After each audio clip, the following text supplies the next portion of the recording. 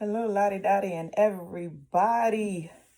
I wanted to continue the story that I was sharing about just the information I was sharing about life after a divorce, and I'm just compelled to share my experiences in hope and faithful belief that it will help someone. I believe that we all go through different things, not just for ourselves, but to help other people just as well. I don't think this camera's how I want it, but anywho, I'm gonna go with it. And what I wanted to talk about was managing your emotions after a breakup or divorce, in particular, divorce. And I have seen through the years, and even with my own personal experiences, I failed miserably in the height of the whole breakup. It was just awful. And I know I'm not alone. If you would talk to any attorney, I saw a post of a friend who put on Facebook that she didn't understand, or she didn't know how people who worked in family law, how they were able to cope with it. And it is a lot. And when I saw that post, it gave me the confirmation to say I need to continue to share, because there are so many people in family court who have experienced what I have experienced, in which I am now on the other side of it. And in the midst of it, you don't think that it's ever going to pass, because it can be very tumultuous for some people. And in particular, mine's was I did not execute the level of emotional maturity that I needed at that time, because I was dysregulated. My emotions were all over the place. And grieving the end of a relationship is hard. It is so very hard. Even for those who mutually agree that they want a divorce, it's still hard. And this is what I just want to encourage people, that it requires a level of emotional maturity, a level of emotional discipline.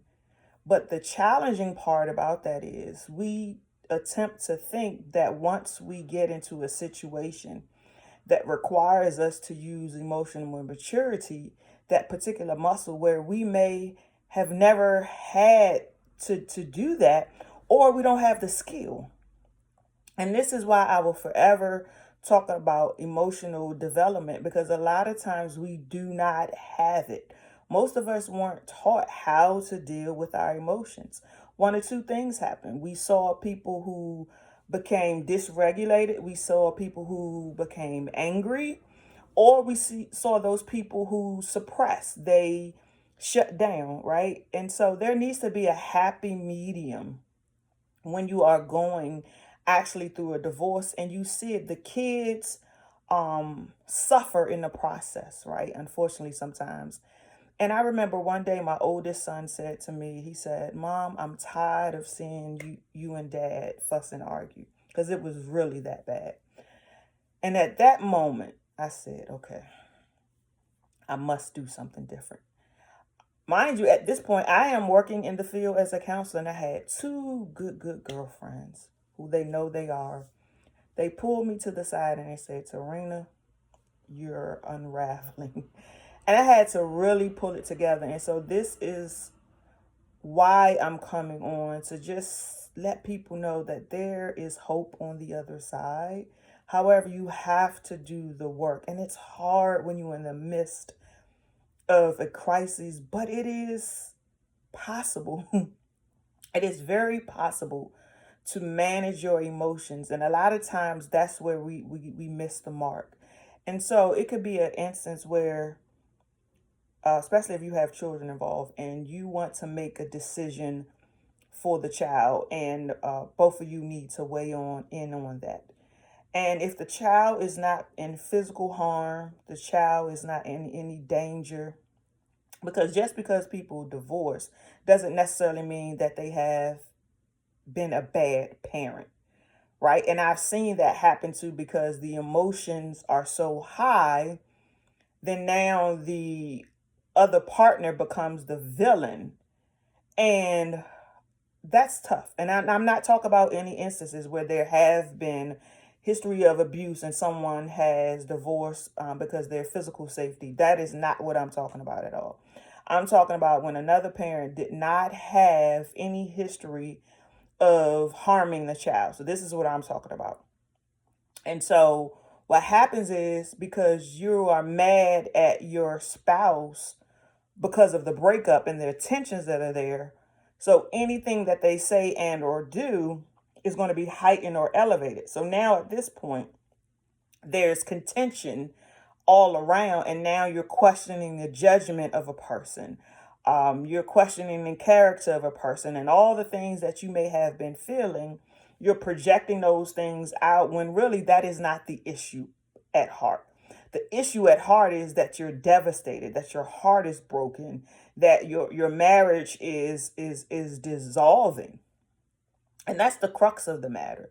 And that is what I had to address. It wasn't that he was harming the kids. And so, especially when other, say for example, entities or partners start entering into this dynamic, which my situation was, I was upset that he was at someone else's house, a lady, and the kids were there. That's what I was mad about. It wasn't that my children were in physical harm. It was none of that. And so it is really getting to the heart of the matter and saying, I'm upset about the marriage dissolving and all these other extraneous things. It's really the battle of the wills.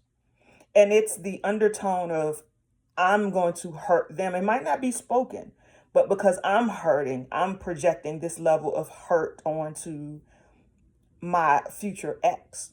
And we have to really be honest about that. I've seen it on pickup and drop offs. Someone says something to each other, tensions get feuding, and then the kids are involved in this. And it takes a very mature person. And I'll tell you, I didn't do well. And the reason why I'm sharing this because I want you to do better, right? I don't want you to have to experience some of the things that I experienced because I did not exhibit the level of emotional maturity that I needed. I needed to be able to suck up what I was feeling in those moments. And remember, okay, I have children involved. Remember that I will get to the other side of this. This is just a chapter in this book that is closing. And yes, it hurts. Yes, I don't like it. Yes, this is not what I wanted. But sometimes we put all these other extraneous things into the picture when that's not the issue at all.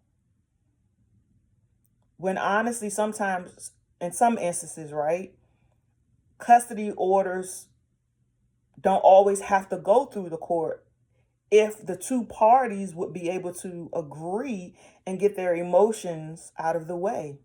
That is highly possible. But because sometimes that does not happen, and thank God we do have legal systems in place to have someone to help make decisions, because our emotions aren't in a great place to do that. And the people who know your children the most are the parents. And that's why they encourage parents to go to mediation, to be able to talk through things. Because that's what matters at the end of the day. That we have healthy minds and that we can parent the way that we need to parent. Because children should not have to experience adult issues. And it happens. You go to any family court and you will see the custody battles being dragged out. You will see the financial things being dragged out because a lot of times it's the battle of the wills. You hurt me, so now I'm not going to bend in any area. I'm going to give it to you. I'm going to stick it to you. That's not spoken, right? Oftentimes that's not spoken. For some people it is. And then there are people who have very amicable and civil, you know, breakups and they don't go through that. But there are a lot of people who are in court. Ask any attorney who does family court. They are in court and it is stressful because the emotions are all over the place. I remember I had an instance where at this point, my ex was having his I guess they were married at the time, I don't remember. May not have been picking up one of the kids from school, and I was livid because what my heart hadn't healed yet. And the thought in my mind to say, oh, he's moved on already. And I said, absolutely. I didn't want anybody picking up our kids besides him and I. And some people go and, they put it in their custody agreements for whatever reason, and people contest that. And I've seen, and I'm going to say for instance, I've seen women contest that, right? And something that the judge had to say to me is the other parent has the ability to decide and designate who they wanted to pick up the child because they were adult and they have the ability to make decisions for their kids just as well. It wasn't any safety issues. And I had to really sit with that. And when I tell y'all, I was pissed. I was like, in my mind, this hoe, I don't know this hoe. I'm being very honest. And I probably said something else. Picking up my children. I was pissed and I was hurt. And for some people, that wasn't an issue for them, right? But a lot of people, that is an issue. I've seen it happen. It happens often. Hear me when I'm saying it happens often. And especially if say, for example, infidelity happened during the marriage and then the partner goes with that person, there's a lot of tension, feelings hurt, disappointment, sadness. But we don't discuss those things, right? We don't necessarily say my feelings are hurt or I'm devastated. What we see are our actions. So then at this point, now it is the battle of the wills come in. And so when the judge said that to me, it was the law and where at the place that I was at. And yet everybody's situation is different, right? Some people come to agreements where they have decided who's doing pickup. They have very detailed custody orders, right? But it wasn't illegal, something that my now ex did, because on some days my dad picked up the kids from school, right? And so if my ex had designated somebody to pick up the kids from school, how can I fight that? Because I didn't like it because it was the person that he was now with. I had to deal with that. And so these are the layers and layers that people sometimes aren't discussing in the divorce about their hurt feelings. Because that is the bottom of it a lot of times. It's a lot of hurt and pain. It's a lot of disappointment. But there is good news that you can get to the other side of this. And I had to take a personal inventory with myself. I had to be honest with myself. I had to go get some help for myself.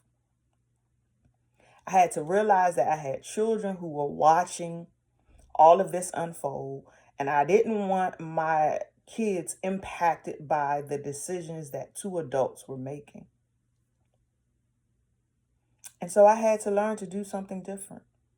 I had to learn to be cordial and to speak and say hello, even though I felt like punching him in the throat. I'm being honest. I had to sit at basketball games and knowing my heart is hurt.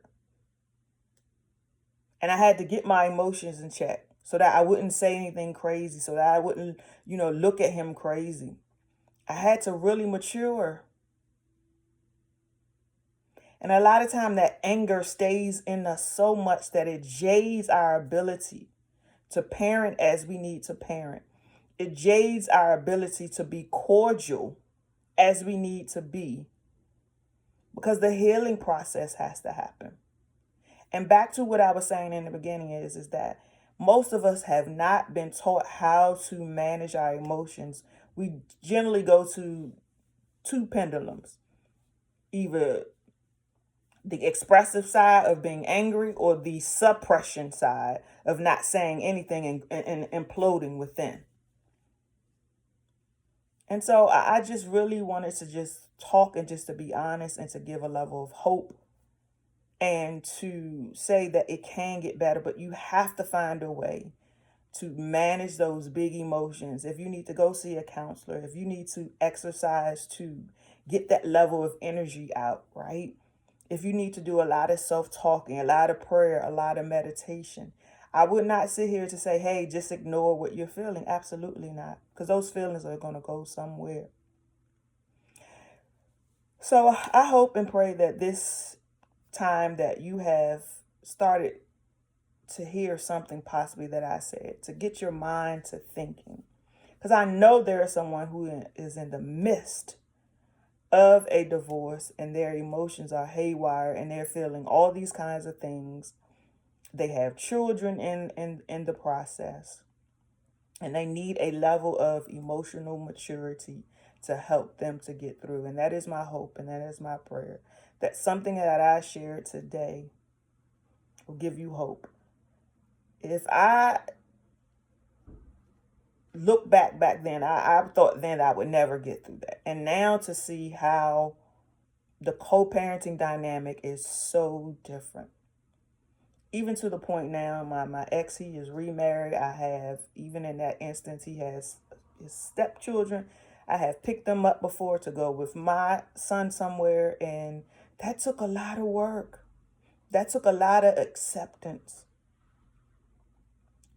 That took a lot of praying and crying and getting some good help and therapy and having some good girlfriends to talk to, because it wasn't easy.